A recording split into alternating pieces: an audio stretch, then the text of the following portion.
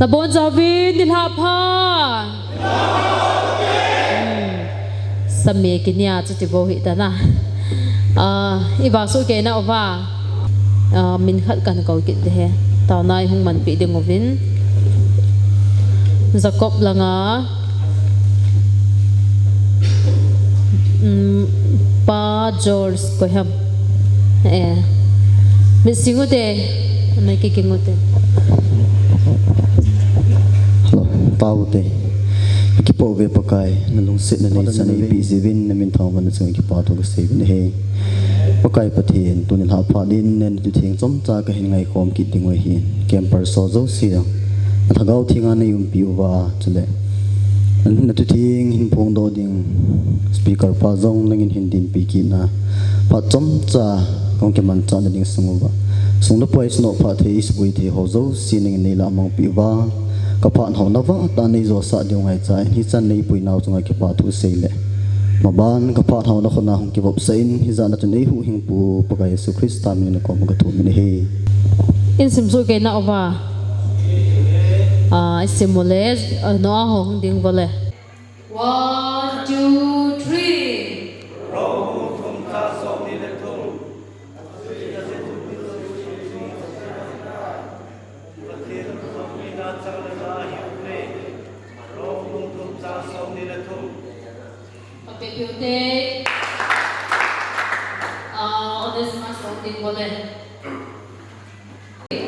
Roba bung sonema chantum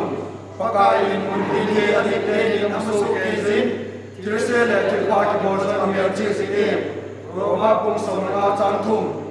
Mene kabe pikir te Jacobo sonye sali ver fotosi ki ahi me mai soi achapai ko zonle ya chi ayin kwa cho sin bol pa cho de ding hi Ezekiel bung sonye chanli tu sana dinga first to Jacob ho hello honest mas ho itai di pabute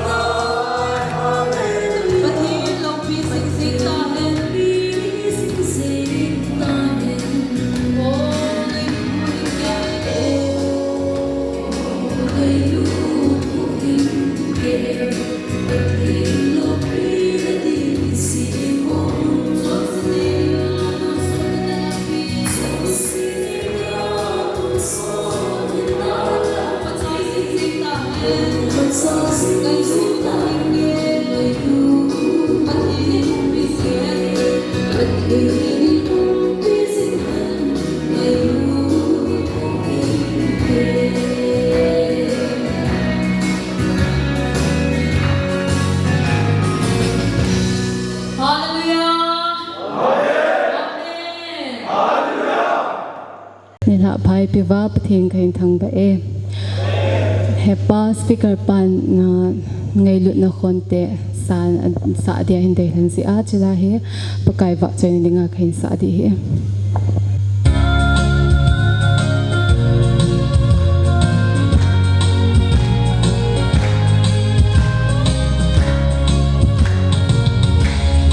pakai Jesu nei ngai lut na thu se le san se ka gel kong le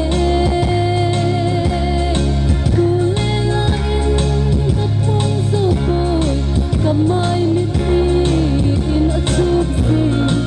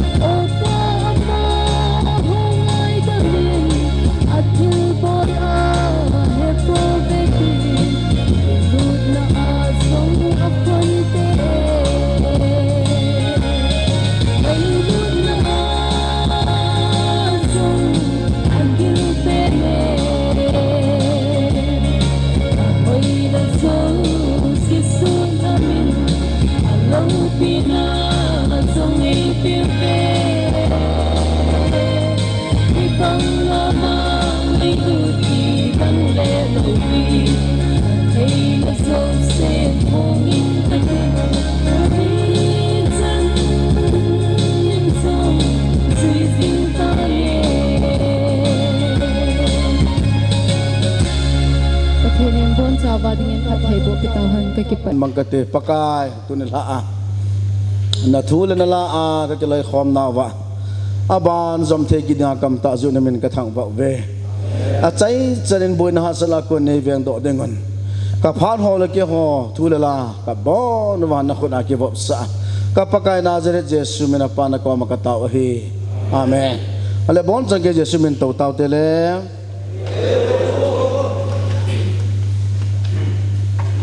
ahile tu zana ina boi pi diu hi itu sei na wa jan Calvary cross a ichai ve na mayal do na vam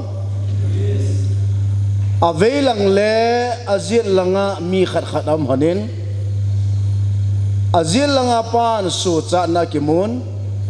avelanga pawang asu cha do tapoi ti chu iklasu inga na wa hin alaya ding chu ko hamite pakai Jesu hin ipakai Jesu Krista cho zit langa pan ata sanin vangam lampi nei pa ahi vangam nei pa ahi ama ahin ki kipil hale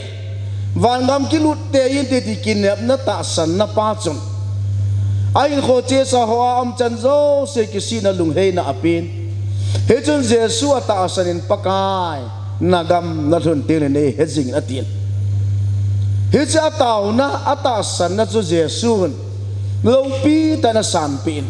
henge nang ma to tu ni ma magam lo pia yum ding hitai atin a final pi tai hedi chun azil langa pa jong chu hu hina changin a thin abana velanga pa yong chu lungkim thelo le ke pa thelo vin ta sa su cha na ding be ba boi pin ata sa la su cha pun a lagaw la su cha pun anin atidan tai hedu jo cham kha jo ni pakai Jesu Krista long so athin zon bung thuma changa na ke ho pi pa Nicodem chu Nicodem lam kainan alung agalawin Joseph Arimathea kitipan amal han ato do in hiwajan Jesu Krista so win am tai ai le tu za na isei ding hi complete salvation hu hing na ipichun acham kim sahan Jesu ta sanute itiu jong he tu jana isei ding ho si hi ita san le ki su cha ai helai mu chum baptize achange ti ho hiwa yong chun bethany yong chun agi pa e ti ho hi chu ho chun na ke e su cha sa ding a hi put so cha na van gam lut na ding a hi Jesu Krista chan china jong he ata san ding lai ma hin hi chu ho chi ta san kha le ki su cha ding a hi ti pa yong chu e he diu hin tin zanina chana i chi piu chu nang le na chon se na ki ka a hi nang le ta sa na din mun a hi nang le na zile na cha ki ka nang le na nu le na pa ki ka nang le ho bung ki ka nang le na chon se na ki ka chu zanin ha chan chu i boi piu a hin tu ni hin wang nang le na chon se na ki ka he ta lovin Jesu i boi piu he tai na nanga diga Jesu hi ipi ham Jesu nanga da ipi bola nang hin iti na gelam ti chu hi ya chu petalin Jesu Krista thodo zo ni somnga ni chana chu Pentecost da Jesu thu athi thu aseile ata sanuwa mi sang thom wal ping tha jing a hi pathian thang batnam ta ha Galatia bung thom cha som mi la gu Krista Jesu na ta san pe ta nang jong pathian cha na hitai ati e ya jo to zana very biblical Bible te kito chana sei di hin isai sao khat ve hin nung sei ta di le hu hing na ta san na pin tha na kiti ho hi song kol keng thum banga hi hu hi na ki phat le pathian na chapa ain sola Calvary cross a thi na khun hu hing na ato hi Hezi Jesu Krista na nga di nga tiya thodo pa na taasan na chu ani na chu taasan na hin athum na chu pian tha na hin hu hi na na tong pa Jesu Krista na ta san na chu thagawa na pin tha na hi he chu hu hi na ta san na pin tha na a ki khen thei lo dan isi ne thiam tau chu na ya chu hospital bung ka chang som mi la thumin nang ho zong thagawa mi pin tha na he ta ve ati hi tu da na ka sei di zo si hi Bible ko na sei di o hin na hin ta san po le number 1 pathian cha te e sa ta ve second Korean bung gup chang som lagi Galatia bung thum chang som mi lagu number 2 ton son hin e pe ta ve John bung thum chang som lagu number 3 hin le khabon na mi na ki khum tai Malaki bung thum chang som lagu Revelation bung thum chang nga number 4 hagawa muhul na ki nam tai Ephesus bung ka chang som la thum number 5 lagaw thiang chen na hitawe John 14:17 number 6 van go loading hitawe FSC bung li chang ko chang sagi number 7 Jesua hitawe man ki pya ki cho hitawe first Korin bung go chang som ni number 8 ping tha hitawe first pedal bung ka chang som mi la thum hi chang se ju tu nia hai one at a time tu ni la Pathian nang la ke pi ding a ko hi point ge ka hin sei do dan he ju point ge se chu Jesu na ta san la ke chai ling a hi Pathian lo pin na chang ta han pin tha na ding a chu an ngol zo ngai pun sang khol su zo ngai pun exercise la zo ngai pun ha ta wa ho a ke zo ngai pun ha ka a pen zo ngai pun na roin Jesu ta sana mata san hiam hi bo chai abana na decision he je Jesu Krista na nga da thia tho do pa na ta san na pa chun na nga chu yes or no ta san jong le khungai ta di o na ti le nang thu ka ta san ta ke honin mi min kho sei thei lo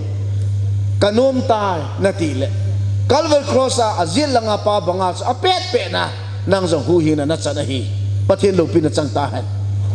ya chu tu la tu say du very important apoya poi mo he ji complete salvation hu ina cham kim ki ti hi na he te ding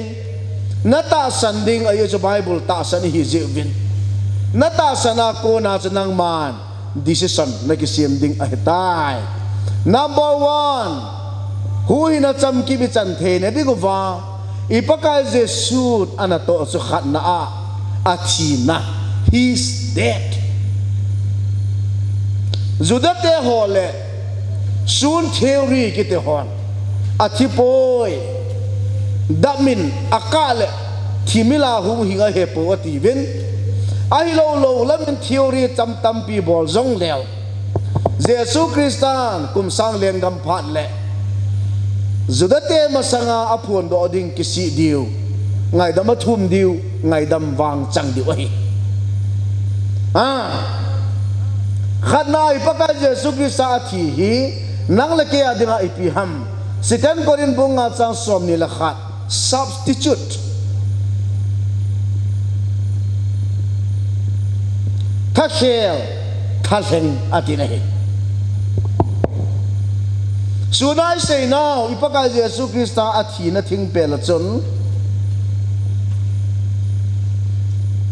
mi chon se tam pi jong anathi a azil langa pa la ve langa pa ama sa ki khen ma sa a ipaka Jesu Krista alas pi na ki khen be ahin ama aki khet be apa na khu Golgotha mula cross a ki khen be a thi ki ti mi hem am tapu nahi ipaka Jesu Krista achai na heta ipiji ha Jesu Krista de ho chon sit na vanu ya mi chon se zo si khela aman Golgotha azu de hi ja chu midang koima azu talo pathian thang wat han hi chi cho hi thakhel ati pen chu na le ne thima Jesu Krista chu kal Golgotha chu ana chelo hi le tu na nang le ke yang ichi mai the ibida ichi lo hi ta hi banga i chon sit wanga I chon se de lo se e ma khela ani ki khen be khadam pha na e I chi khel khel ngai ta lo he ji koi ha Nazareth Jesu pathin chapa chang khat nei sut a hin Jesu den pathin lo pin chang ta hen ani na a rom bunga chang ko chang som la khat propitiation pleasing God pathin ki pasa ipaka Jesu Krista athi na hin pathin alung hai sa na hin suna ka seya chu mi chon sepan kel ngoi a hin kaya thiam pupa koma a hin kai lu na chu thiam pupa mi chon sepa testimony a che ngam ai lo le kel ngoi zo a che ngam hang kel ngoi zo a che so la na kel ngoi zo nol na be hi ti amu pha na a kel ngoi chu alot atana thi sanung longa he ji thi sanung ki ka chun mi chong se pa angai dam tai ti sei tau chuna he ji ba zo hi ve ni paka Jesu Krista Calvary cross a ke khet be a athia thi sanai sana alun chu pathian na ve na hi le pathin alung a thai ta na hi he ji pha na zo nang le ke dinga hi hu hing na chance Vandam lu na ding chance hong kha hin ipaka Jesu jin pathian lo pin chang ta hen hallelujah amen athum na a rombunga chang khat reconciliation chamna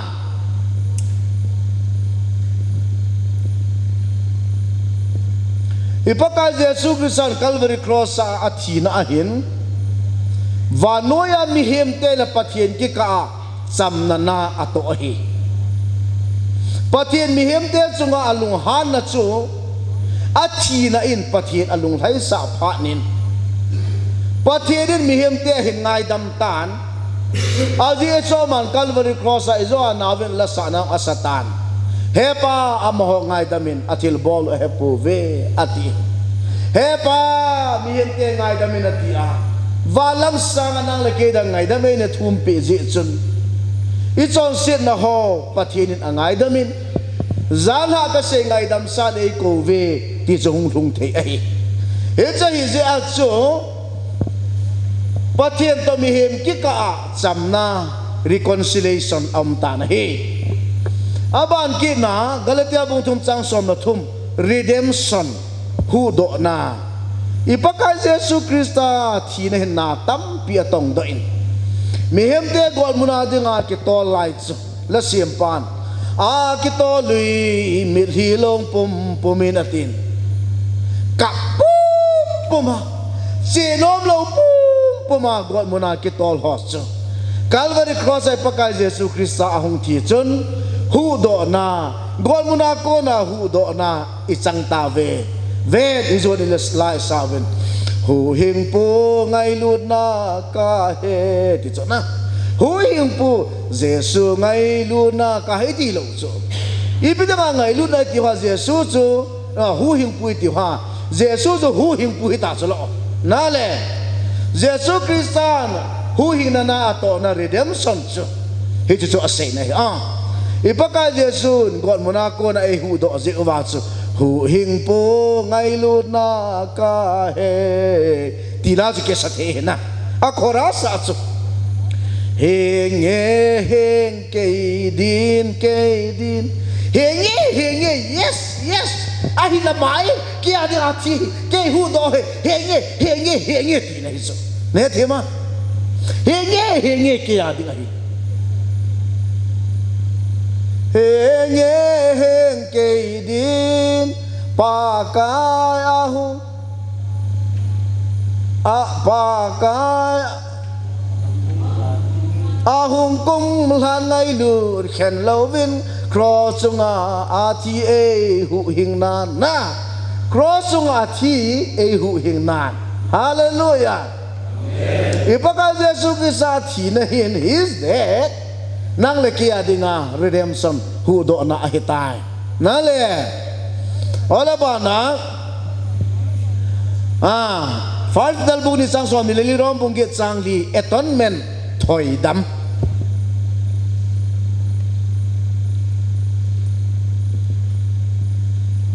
zingka suninong ka Satan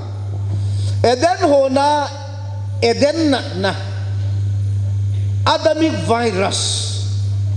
Vanoi mihim zo sa tisana bea Koi ma thiam changam talo Ya jo rombo thum chang som mila thumin Mila se chong se hitawe patino pina chang la hitaw ati na pacho Hichi lai chi pakai Jesu Krista ati chun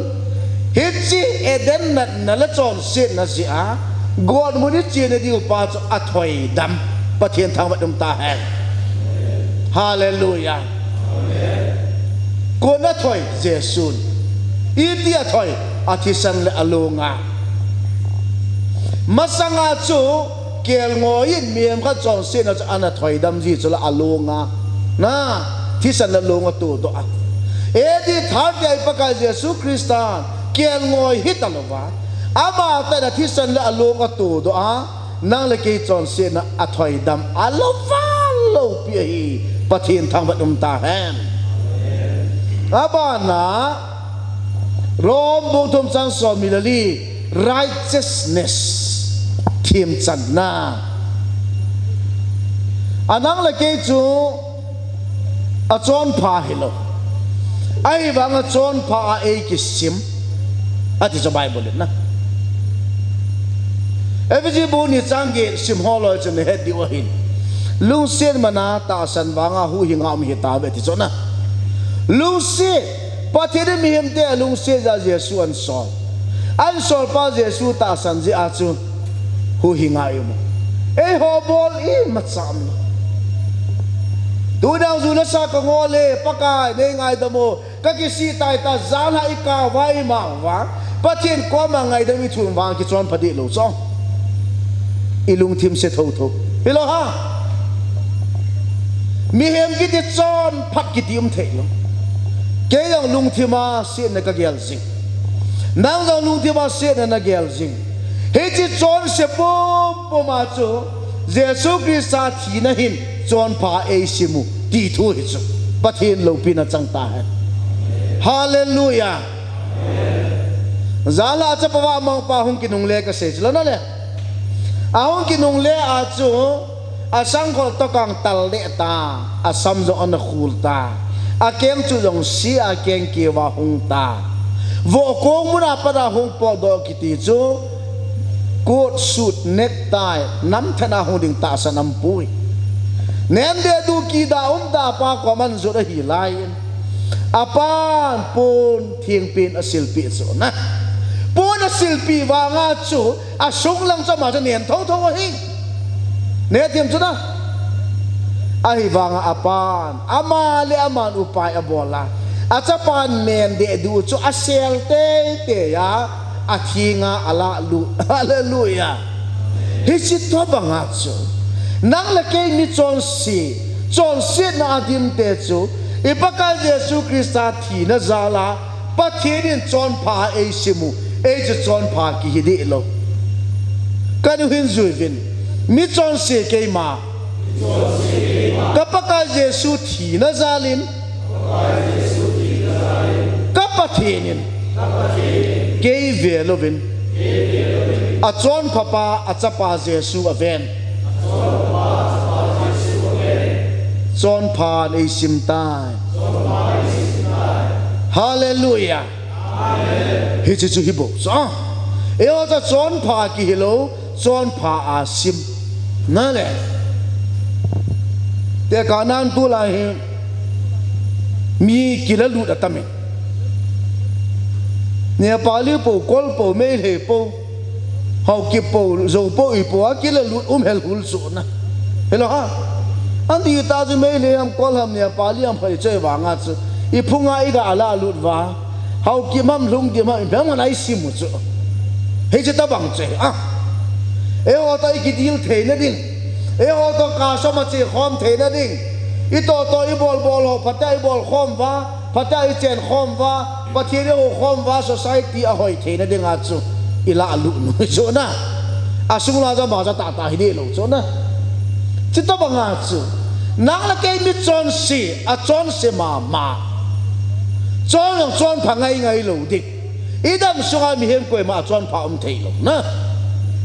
ai wanga pathinin chon pha asim wana e la lu the na ding wa pathin lo pin chang ta he ingai tu le ichate ilung han ding tampi ho zong e le ki gela e hungi tinante ta aphalama ila api ta khon nga te ka the hi dam kati e o cha pha chi ki lo ai wanga pathira malama kho sa zala nang la ke ban ga bi lu the da te ding ngai tu na chon se pa pi chu chon pha e simu pathin thang mat num ta han ani na his blood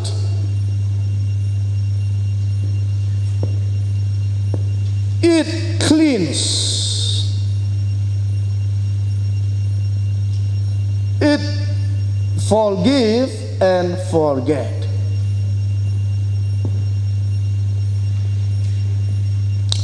First John buni chang ni Matthew bung som milagit chang som milagit Rom bung thum chang som milagu Rom bung li chang se gi chang ge Isaiah 44:22 his blood ipakal Yesu Krista thisan analong lo hi khale ava khanu mahi pathen program chu complete hi dam chu athina bo se ake chai sa lovin athisan jong alongin heji thisan no chu nang le ke ding na nasata ato kit ma ani version number 1 it cleans it's on sit now a sort thing sel ta Bible in sawan in na chon se na sop dong la chon thieng pon te ti cho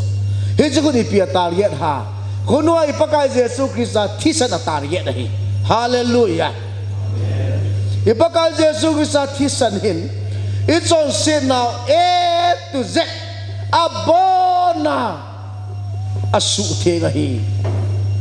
he chu ke se pon Bible in ase hi ani na thu pi ma so forgive no forget forgive and forget ngai dam na ipaka Yesu Krista thisan nai san long chu da he pa ngai damin atila patheni condition be hela unconditionally nang leke e ngai dam na he je hin bola le ngai dam min kate sanga ahin choi le ngai dam min akisil thing la ngai da minge ni thuma na ngol la ngai da minge ti pathena ko na demand condition I ma cham lu hela I hello ka hena lai condition za le la e ngai dam top chu tu nya hi ti bo ta kin nang ko ma kan se pathen lu pin chang ta hai hallelujah ya tu na ito na ma kempero head you so kapaka Yesu Krista thisa na lon hin ka chong sin na jo se sop thing ta ti hen lang ke pa it ani na ka pathenin ka paka Jesu thisan zalin ka chong sin na jo se angai dam ta ti ta san lang ke pa it athu pi pen alo pi pen forget nasaka sama ma jeng mi ma hin forget wang a ha na ya cha gu khat zong kisumil zo lo ahi zakol ta lu mo ka thun po la kin zong ka video camera man hi ka gel do zi ngai lut hu hin a kem 2018 I bo live kem palong za thum lang hidin ka ging mon ka camera Bangalore la emle ngam thagin na dei pen koi na ta mo la ka ko kadam zwa ka cho jo jung hitalo kuwa ka chal jing na anamang tu san ke kanong muta lo ka I da vetan niya me ke phat mo na su so na kisumil thei lo cho mi ma ka phone ku pa yong ka he ka ngai dam ai wang ka sumil lo na le kavator gu pa long ka he ka ngai dam ka sumil lo na le e dem e se ho long ka he ka ngai dam ka sumil lo ne thema tu lai de hi ane wale ni pasal hong dem ngam ta sapang cha jong fake account ke hon va YouTube la dong Facebook la dong ako WhatsApp dong ako pasal pakai na cha ho dong acha te da na ho ngam mi ta so masa ka min pakai ha cha azahia na pakai ha cha ki za na nam chu pathin phathe abu hi mi zo te ve pasal ka he ka ti chu buyong fria ka ne ge yong ka ge ai song chung pe no ba na ga lian chu ve tang ayam ta khab lang ki kap to lai ta last bus kan dal dima pula a thi bong apa na ahung zo si abo khub sawa ben ala lo zep lo pasal ka he ka ti pha na ni ngai da vin ta ngai da ma thu ma sala a khab lang hon I am hon yo ho hi le I pi an sei de ya va ni bi ti mai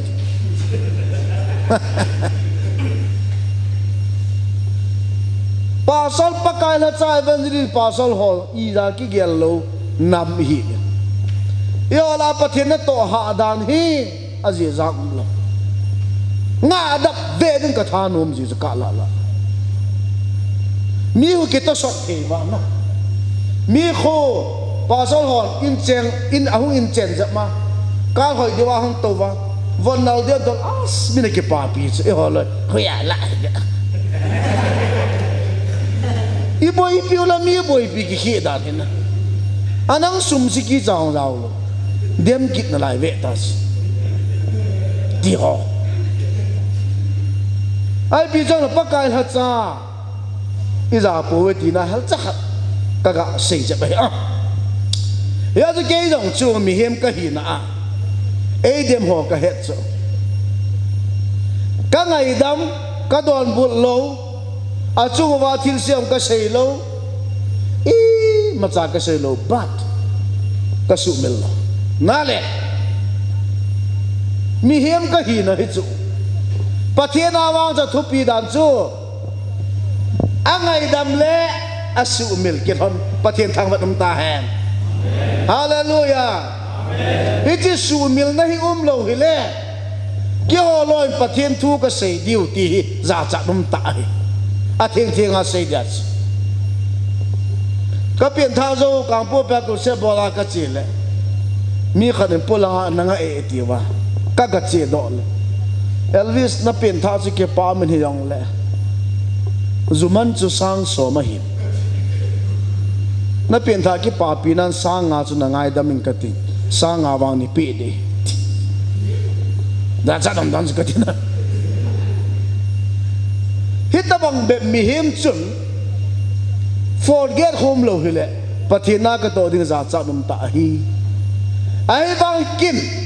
ka pathine ka chon se no ho cho za sok thengin angai da min asumil tai và nói mi tên nè lal mi chavai pa ti ni mu jong le và na mi phapa ka hitai ti ka het ya cho pathin thu ka sei nam hallelujah amen tai ho inung che di so na nu na pa na ta san lo ning kiniam hi ta na ji na chan na ta san pai din kiniam hi ta na ho loi ta san na di cho kum lu hi oi mo hi ta ai ji bi ji mi na king mo ve mi na ta san la la chang sol ki a gin mo la lu ha nga ka kham ki a kho in ko te na I lo dam lu kham ma gin mo de la boy ta san de la boy na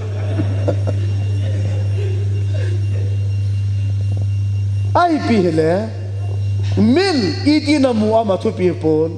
walanga hu iti na mu bam ti thu pi zo hi hallelujah ya chu mi zo la sathiam la sem thiam pan mi hon ka chon se na mel e mu zong le pakai na ngin wa na ngai dam tai ati chu pathian thang bat man na hi ta ba ga na so pi pau ke zo February so mi la thum kum sang ni la thuma chu pathian ka chon se na asok thinga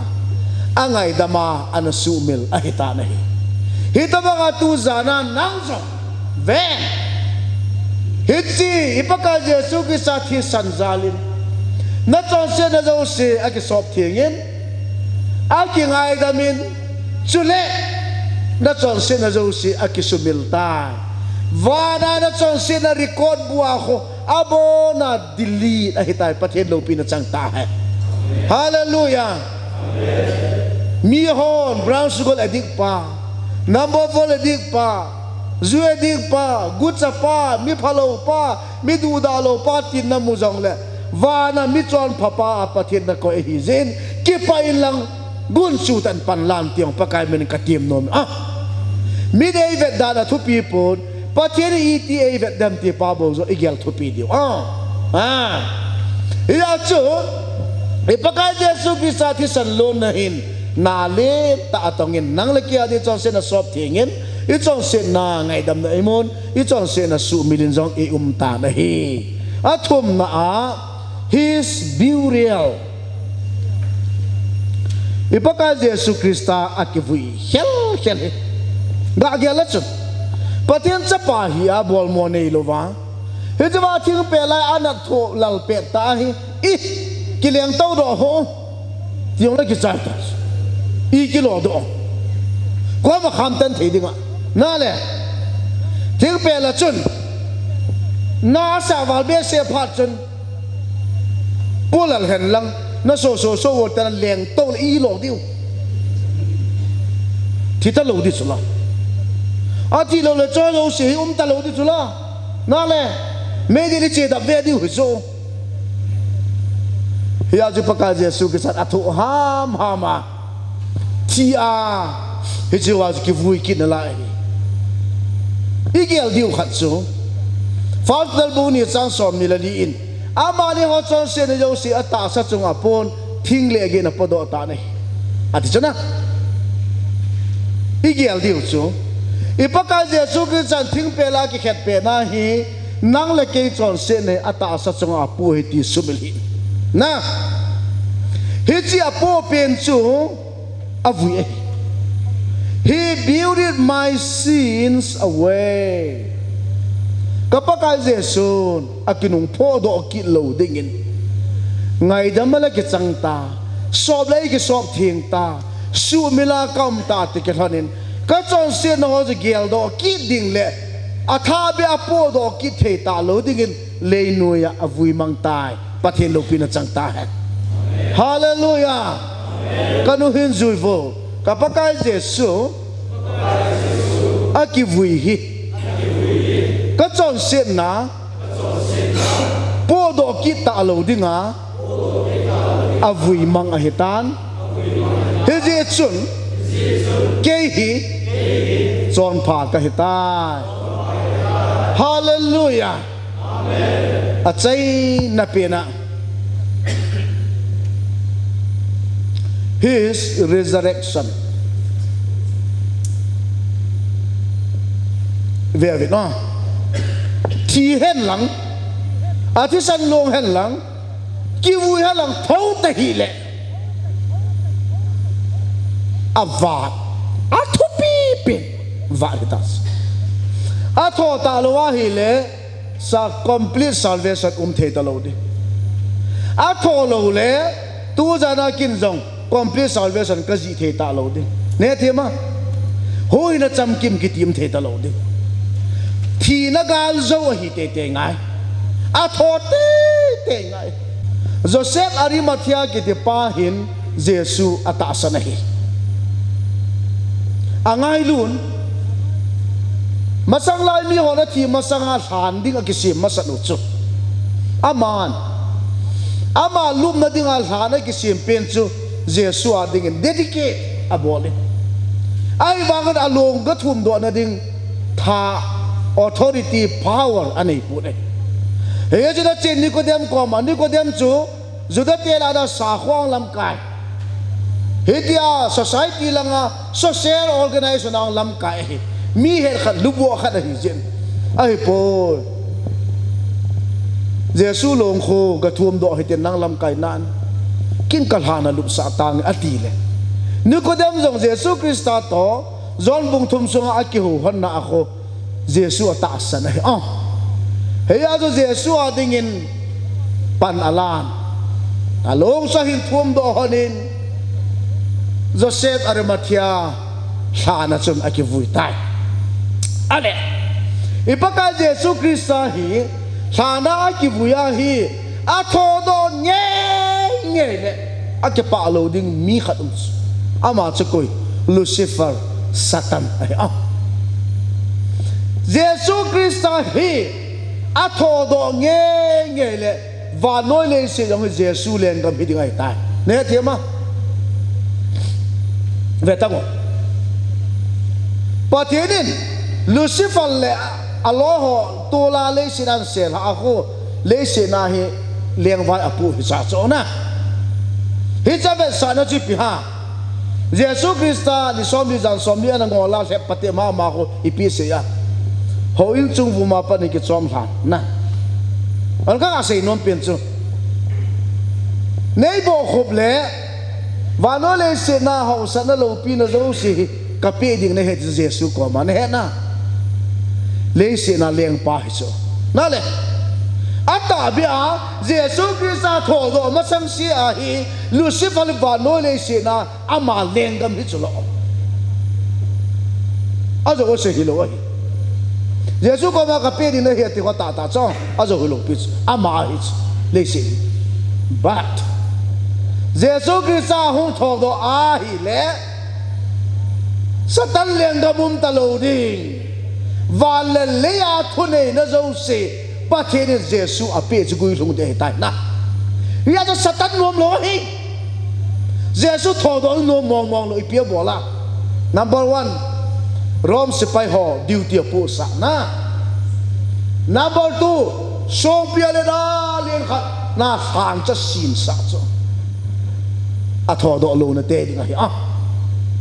itia ma song chu a sei jo na ka ta do got kha wa hi le a hu ho rong se pe na mat the diu ti nei chu na itia ma je song sa ha kha song san ke mo tum hong ye nga yong le rom se pe ho ki the che na mu amat diu ti ai a satan program cho na hi ba ngin bible tun a pha a hin tai song long chu ta do san an om tai hallelujah Til so ho cha gim nei valu security se pai ho jong chu a in lama a to ke azam ta wi dei se pai duty ta lo so jong ki ho do ta Jesu nom ta lo pi ta in a hong tho do ta pathian lo pi na chang ta he hi vai pa ka Jesu Krista a tho do na hin number one victory over sin and Satan sin and Satan na Jesu Christ thọ đó này number one victory over sin son sim na le Satan chunga agal zone ve sa na hitai pathian lo pin chang ta hen Jesu thọ đó gì cho Jesu thọ đó ya cho Jesu nam lama Satan su jam le yeng he hallelujah hallelujah ki sab na yong Satan pang zo lo Jesu min ke pat na pot at Satan jut upai ane lo ipizet nam athia athodo ji pathian lo pin chang ta han amen ya jo Satan ni mi hem te go muna puilu na dinga pan ala yong cho Jesu galzona achana hitai abana glorification Ipaka Jesu Krista athodo hi lo pina hi apathian hi na to thodo a wa noya Satan le athil bol theinan azo chi hi lo pina mel to hung thodo in som kha zovin apa kom aleng tovin apa zelama tovin tu zanin zong nang le ke even hi hallelujah tu zana Calvary cross athia Tisana lunga kivuya thodo pahi kata sane abahi kahu yung pula kaliang padre ke santai tizausi repsal nile apuya hungkit dingahi pathian thangbat tahan ipizena mitile Jesu Kristan amata san zo sitsu atasan pe ta abulang kasi pathian cha nahitawe etiwe aba na ton son hinay ipitave aba na hinale khaba min ki khum de hi revelation bung thom nga na jo hi tina se na hi bung thom chang nga na jesun ase azo wa chu ke man wana ka pala van mi te ko ma ama min chu ka phon do hinale khaba min ka khum de hi hinale khaba imin khum ding hi jesu hi hallelujah jesu nang ka ta san na ti ko jesu na he a he pha na jo na min chu a khum ne thiam chu na he ji le khab hin le khaba minum ho se chu zo rep chal ni la hong pui ding chu ne khat na revelation bu som ni chang som la na sim tang chu na hin le khaba minum lo zo se to so me di la le lu ta va ti sun da sim tang chu na he che chu he za hi ya chu Yesu Krista ta san hin le khaba min ki khom na hin a chai na pe na chum thagawa mi ping tha hi ta ve ti cha tu na mi ping tha ho chu ko ha cross a thia thi sana longa ki vuya tho do pa ta sana hu yin pule leng pa ki sam ho chu thagawa mi ping tha ki ti hi pathin thang ba dum ta han he chan chu tu jana iklasi hu la phan tin bon chang ke imit sing hi ti vele to jana hi thulu na decision la thu pi pi van ga ma na che de ha me de la na che de ha thulu na a thu pi pen tu pha hi kham na the ha sa pen pa bon na ki khen pi ta a song se na hin bol ho izan ham khat bon kisi puma na dal ha ta le van gam kai da nga thulu na sim chu a ha sa pui katino mi na hi tu zana na man na lung thima na gela na kamaro mu som chang som na sei banga jesu krista thila ko na tho do pa chu ei hu hiang pu hi ti na ta sana na kama na phun do le hin na le khaba na minumin tin pathin cha na hi ding rep chal ni le jesu hungo ati tiang ta le na ta san pe ta pathin lagaw na ki khompi jun nang jesu ko ma na pui to ding heta ye chen tun na mi na sin sing lai he che jesu krista pathin cha pachang khat nei sun he ke malawa noi mi te gol mona ko na hong pui do pa hong lat do pa so hi pathin dang am pui ama bo hi ti hi ka ta san te ke hlonin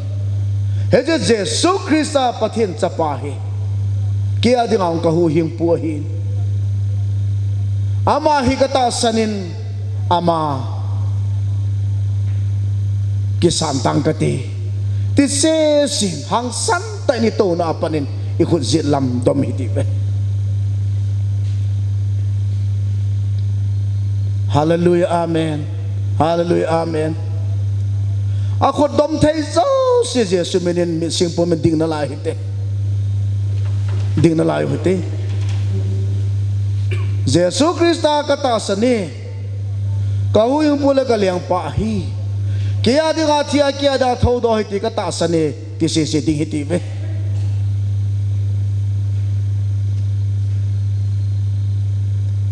Jesu Krista tailo gol muna ko na ihu do ding adang ampoy pathin cha pa amahi kata sani ti si ding hitive achai na pe ale ading thei zo si di khul lang ni dom sang hite rombung som chang som na in natasan chu nakamin phong do na ti na hi Eya tu na tasan na hin nakama na hin phon do ding ahin mama sa peni kanu hin zui na tin chiao ta le na man na kam ta pathin ko ma taw na ke thana na nei ding ahi van pathin chon se sa hong pen ka hin gol muna che ding ka hi bo ve he zong le ne ngai lu zin na chapa chang khat na hin solin Kaya dingin at hin Kaya dingin at hodo tan Ama taylo God mo na ako na Ehudo ding ampoy Ama taylo van ko de hon pia van mi ai su ding pathian dang ampoi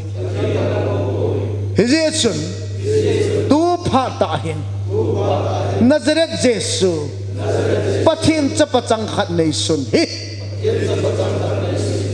kahu hing pule kaleng padin takisang tai ale ikot koi la hitin emil singo hitin ading nom ding ato nom to adil su nom dil su ema hinat hisi pathin koma kithan na pakai nagam na luntire ne hezingin atin hi tunin na mo nga nakama romu som sang somen nataasan na sa pong doon at iyahi hiyajin na nga na day dantain Jesu na nga ding atijen ki patusin lang atisan na lonjen ki patusin lang patin sa nasuta jen ki patusin a Jesu nakama naman nanon mata Jesu na makahuyong pula kaliang kakisane natipet ta sa number 1 patinin katsa 80 ohitay hallelujah. Number 2, hinali ka ba iminu ako mahitay hallelujah. Number 3, repsan niya ipuitaw ding sagawa muhol na mo hitay. Number 4, vandolo ding hitabi. Number 5, sagawa miping ta hitabi tito ipakay Jesu minakahin pundo ohi law pinapatin sang tahen kaysa ipon Bible na sihi hejen tunin ading nom ding adil su nom dil su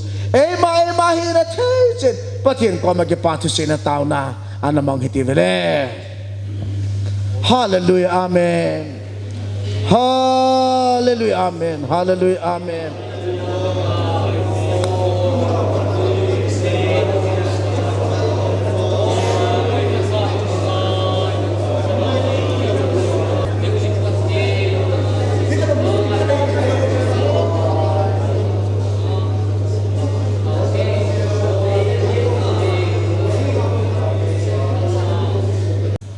Kia ding atia todo na he tika taasan itia itaasana Jesu Krista ho yung puleng paikisan lai tain patinin katsa 18 at sa hita azin at sa te ho na ding minlis asin imin kumpiin repsal ni ko puito ding patien lagaw kumpiin repsal ni ting le tu ni a Jesu Krista ta sana hung puliang pakisan zo si Jesu nang le kay puya hung ding ahin patien thang wadum tahan hejen tu nin hagawa mi ping tha na hitabe fals pel bung khat sang som ya thumina sei cho he chichu gel do dingin pakai minin kahinte men he pakai tu zan phana kala oba thuna se Allah na sa tu chung kem ka bolo na pinu pakai katup thupi penu Jesu Krista nang maa hu hi na pin tha na ka sanding uti hi ahin hi chan chu nang mane puilung ta zeu na min ka thang ba ve zini kho final ni kho pakai zingka panil ha san gen boy na sala ko ne veng do ova dam malabit na to nang mane puigal kai ding ovin thisan la longa e cha do a van mi e so va kapakai Jesu minin hepa na koma ke pathusen kahong tavne he amen.